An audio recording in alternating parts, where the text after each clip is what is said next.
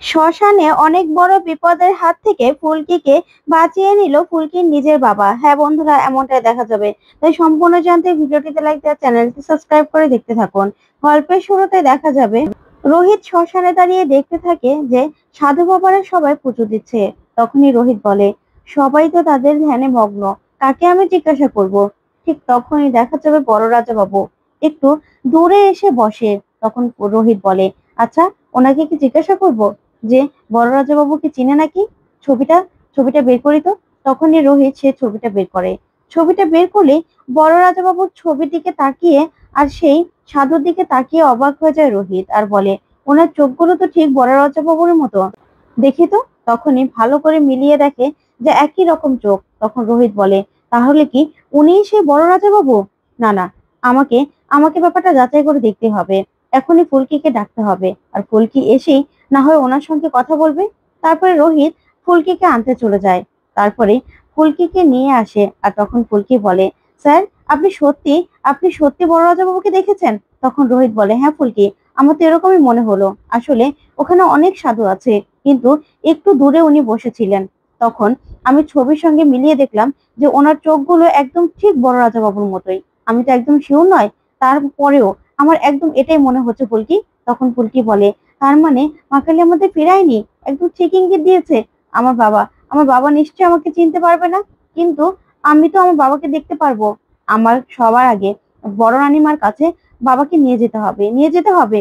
তখনই ফুলকি কাঁদতে থাকে। তখন রোহিত বলে, ফুলকি, নিজেকে সামলাও, এতটা ঘাবড়ে যেও না, এতটা ভেঙে পড়ো না। চলো, আগে চলো, দেখবে তুমি। তখন ফুলকি বলে, হ্যাঁ স্যার, চলুন চলুন। কোথায় বাবা, কোথায়? তারপরে রোহিত আর ফুলকি সেখানে আসে।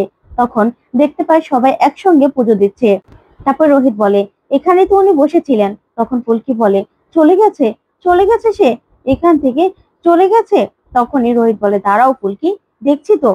তখনই রোহিত ভিড়ের মধ্যে আবারও বড় রাজাবাবুকে দেখতে পায়, আর বলে, ফুলকি, ওই যে দেখো বড় রাজাবাবুর মতো হুবহু একই রকম বড় বড় চোখ। তুমি দেখো, উনি ঠিক বড় রাজাবাবুর মতোই দেখতে। তখন ফুলকি এক দৃষ্টিতে তাকিয়ে থাকে। তারপরে দেখা যাবে বড় রাজাবাবু সেখান থেকে আবারও একটু দূরে এসে বসে। আর বসলেই ফুলকি বলে, না না, আমাকে যেতেই হবে স্যার, আমাকে যেতেই হবে। এবার এবার ওনার সঙ্গে কথা বলতেই হবে।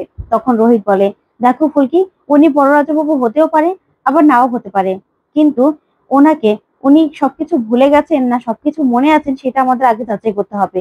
এমনও তো হতে পারে যে উনি সবকিছু ভুলে গেছেন, আর এমনও হতে পারে যে না, ওনার সবকিছু মনে আছেন কিন্তু ভয়ে উনি রাজমহলে ফিরে যাচ্ছে না। যে কোনো একটা কিছু হবে। তখন ফুলকি বলে, যাই হোক না কেন স্যার, আমাদের মা কালী যখন ইশারা দিয়েছে, আমাদেরকে ব্যবস্থা করতে হবে। এখান থেকে বাবাকে নিয়ে যেতেই হবে। আমি বাবার সঙ্গে কথা বলবো, এখনই কথা বলবো। তখন রোহিত বলে, ফুলকি সাবধানে। তারপরে ফুলকি দেখা যাবে বড় রাজা বাবুর কাছে যায়, আর গিয়ে বলে, বাবা। তখন বড় রাজা বাবু বলে, কে তুই, যা এখান থেকে, যা যা যা যা যা এখান থেকে যা। তখনই ফুলকি বড় রাজা বাবুর কাছে গিয়ে বসে, আর বসেই বলে, বাবা, আপনার হয়তোবা এখন কিছু মনে নেই, কিন্তু আপনি এই গুপ্ত দলে ঢোকার আগে আপনি শ্যামাদাস বাবু ছিলেন, তাই তো? তখন বড় রাজা বাবু ফুলকির দিকে তাকিয়ে থাকে। তারপরে ফুলকি বলে, তার আগে আপনার আরেকটা পরিচয় ছিল, আপনি রাজমহল স্টেটের বড় রাজা ছিলেন। তখনই এই কথা শুনে অবাক হয়ে যায় বড় রাজা বাবু। তখন ফুলকি বলে, আপনার হয়তোবা এখন কিচ্ছু মনে নেই, কিন্তু আপনাকে তো মনে করতে হবে বাবা, সবকিছু মনে করতে হবে। আমি জানি। তখনই বড় রাজা বাবু রেগে যায়, আর একটা লাঠি নিয়ে বলে, যা এখান থেকে, যা যা এখান থেকে। তখনই ফুলকি উঠে দাঁড়ায়। এদিকে রোহিত ফুলকিকে জড়িয়ে ধরে, আর বলে, ফুলকি, তুমি এরকম করো না। উনি হয়তোবা বড় রাজা বাবু নয়, আর হয়তোবা ওনার কিছু মনে নেই। চলো আমরা এখান থেকে চলে যাই, চলো। তখন ফুলকি বলে, না না স্যার, আমি কোথাও যাব না, বাবাকে এখান থেকে না নিয়ে কোথাও যাব না। ওইদিকে দেখা যাবে সাধুদের মধ্যে যে বড় সাধু, সেই বলে, কি ব্যাপারে এখানে শ্যামা দাসের সঙ্গে এটা কে দেখা করতে এসেছে? কে এই মেয়েটা, কে?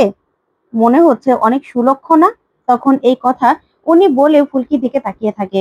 ওইদিকে ফুলকি কাঁদতে থাকে। তখন রোহিত বলে, ফুলকি নিজেকে সামলাও, উনি তো কিছু মনে করতে পারছেন না।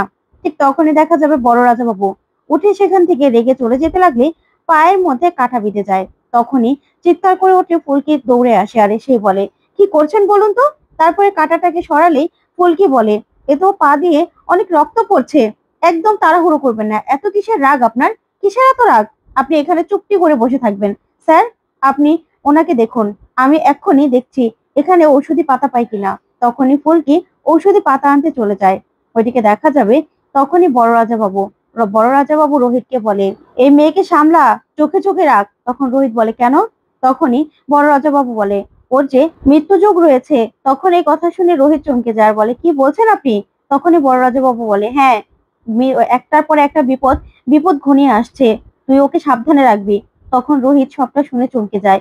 ওইদিকে দেখা যাবে তখনই বড় সাধু বাবা সেখান থেকে উঠে চলে যায়। ওইদিকে ফুলকি পাতা নিয়ে আসতে গেলে বড় সাধু বাবা ফুলকির সামনে যায় আর গিয়ে বলে, কিরে মা, তুই শ্যামাদাস বাবুলকে চিনিস নাকি? তখন ফুলকি বলে, আসলে সাধু বাবা, বাবার তো কিছু মনে নেই, উনি আমার বাবা হয়, উনি আমার বাবা। আসলে ওনার আমাকে চেনার কথা নয়, উনি আমাকে হয়তোবা চিনতে পারছে না, ওনার কিচ্ছু মনে নেই, কিন্তু আমার বাবাকে আমি ফিরিয়ে নিয়ে যেতে চাই আমি। তখনই বড় সাধু বলে, আচ্ছা ঠিক আছে মা, কালকে তো বড় আমাবস্যার রাত, কালকে পুজো হবে, কালকে আমি তোর জন্য পুজো করব, যাতে তোর বাবার সব কথা মনে পড়ে যায়, কালকেই তোর বাবার সব কথা মনে পড়ে যাবে, তুই আসবি। তখনই ফুলকি বলে, সত্যি সাধু বাবা, সত্যি আমার বাবার সবকিছু মনে পড়ে যাবে? তখনই বড় সাধু বলে, হ্যাঁ, হ্যাঁ, তোর জন্য আমি কালকে পুজো দিব, সবকিছু মনে পড়ে যাবে তোর বাবার। তখন তো ফুলকি খুশি হয়ে যায়। এদিকে রোহিত বলে, ফুলকি কোথায় তুমি? তখন ফুলকি বলে, আসতে স্যার আমি। তখনই ফুলকি বলে, আচ্ছা বাবা, তাহলে কালকে আমি আসবো। এই বলে ফুলকি সেখান থেকে চলে গেলে বড় সাধু বাবা বলে, কালকে আমি এই মেয়েকে তোমার নামে উৎসর্গ করব মা। আমি আমি সব শক্তির অধিকারী হব, আমার মনস্কামনা পূরণ হবে। এই মেয়ে যে অনেক সুলক্ষণা, তাই তোমার তোমার পায়ে চরণে আমি উৎসর্গ করব ওকে। এই বলে হাসতে থাকে আর বলে, কালকেই আমি হব সব থেকে ক্ষমতাশালী। ওদিকে দেখা যাবে ফুলকি পাতা নিয়ে বড় রাজা বাবুর পায়ে লাগায় আর বলে, বাবা, বাবা আপনি ঠিক আছেন তো এখন? তখনই বড় রাজা বাবু তাকিয়ে থাকে। ওইদিকে রোহিতকে ফুলকি বলে, স্যার, ও যে বড় সাধু বাবা, উনি আমাকে বলেছে কালকে যজ্ঞ করবে, তাহলে বাবার সব কথা মনে পড়ে যাবে। তখন এই কথাগুলো শুনেই বড় রাজা বাবু চমকে যায়। তারপরেই ফুলকিকে বলে, যা যা যা, এখান থেকে যা। তখন রোহিতকে বলে, শোন, তোকে যা বললাম মনে রাখবি। তারপরে ফুলকি আর রোহিত সেখান থেকে বেরিয়ে পড়ে। ওইদিকে রোহিত ফুলকিকে বলে, ফুলকি, তোমার বাবা যা বললো তারপরে তোমাকে আর আমি একা ছাড়বো না কোথাও। তখন ফুলকি বলে, স্যার একা ছাড়বেন কেন? আমরা তো কালকে এখানেই আবার আসবো, আর তাছাড়া কি বলেছে? তখন রোহিত বলে, তোমাকে জানতে হবে না, চলো। এই বলে ওরা সেখান থেকে চলে যায়। ওইদিকে বড় রাজা বাবু চিন্তা করতে থাকে আর বলে, মেয়েটা কি বলছে এগুলো? ওইদিকে দেখা যাবে তেওয়ারিকে রুদ্র রুদ্র অনেক মারধর করতে থাকে আর বলে, এই তোমার উপর আমি ভরসা করেছিলাম। রোহিত আর ফুলকি কোথায়? কোথায় রোহিত আর ফুলকি? তখন তেওয়ারি বলে, দাদা, আমি খবরের কাগজ দেওয়ার নাম করে সেখানে লোক পাঠিয়েছিলাম, তারা বললো রোহিত আর ফুলকি নাকি বাড়িতে নেই। তখন রুদ্র বলে, এখন ম্যাডামকে আমি কি জবাব দেবো? কি জবাব দেবো আমি? তখন তেওয়ারি বলে, দাদা, চরণ দাসের আশ্রমে গেলে হতো না? তখন রুদ্র বলে, চরণ দাসের আশ্রমে গিয়ে আমি কি করব আমি? তখনই রুদ্র মনে পড়ে আর বলে, হ্যাঁ হ্যাঁ, রোহিত আর ফুলকি তো গিয়েছিল, নিশ্চয়ই কোনো খবর পেয়েছে, সেখানেই চলে গেছে। তাহলে আমাদেরকে এখনই চরণ দাসের আশ্রমে যেতে হবে, চলো। তাড়াতাড়ি করে তোমার সেই মুখোশগুলো কোথায়? মুখোশগুলো দাও। তখনই তেওয়ারি মুখোশগুলো দিলেই সেখান থেকে রুদ্র আর তেওয়ারি মিলে সেই চরণ দাসের আশ্রমে চলে যায় আর চরণ দাসের মাথায় গিয়ে বন্দুক ধরে আর বলে, কোথায় রোহিত আর ফুলকিকে কোথায় যাওয়ার ঠিকানা দিয়েছেন আপনি? কোথায় যাওয়ার ঠিকানা দিয়েছেন? তখনই সেই চরণ দাস ভয় পেয়ে যায়। আর এদিকে দেখা যাবে ফুলকি আর রোহিত আসে। তারপরে ফুলকি আর রোহিতকে নিয়ে পুজো দিতে থাকে সেই সাধু বাবা। আর এইদিকে ফুলকি ফুলকি ভাবতে থাকে যে আমার বাবা সবকিছু মনে পড়ে যাবে। তখনই রোহিত এদিক ওদিক তাকিয়ে বলে, না, বড় রাজা বাবুকে তো এখানে কোথাও দেখছি না। তাহলে তাহলে কি আমরা ভুল জায়গায় চলে আসলাম? বড় রাজা বাবু যে ইঙ্গিত দিয়েছিলেন, তাহলে কি সেই রকম কিছু ঘটবে? তখন এই ভেবে রোহিত ভয় পেতে থাকে। তো বন্ধু, কেমন